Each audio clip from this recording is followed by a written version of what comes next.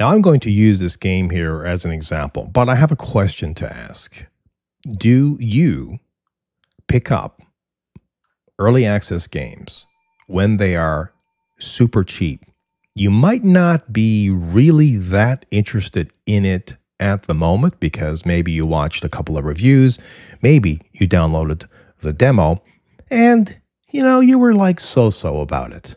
But you figure that maybe in a few months or a year or so, the developer will put more work into the game and it will become something completely astounding.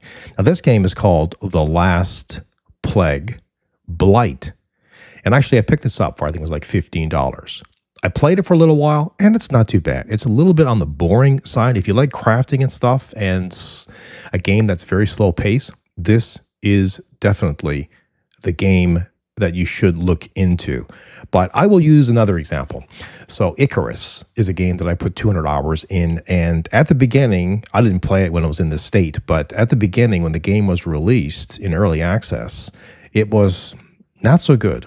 But Icarus is an example of a game that has transformed itself into something spectacular. And by the way, if you haven't played through Icarus, you might want to pick it up when it is on special or not. It's up to you, right?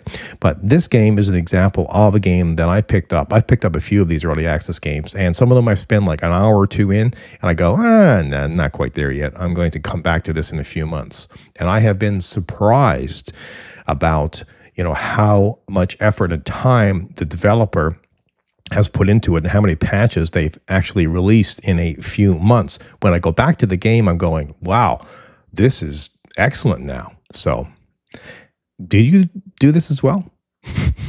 Or is it just me?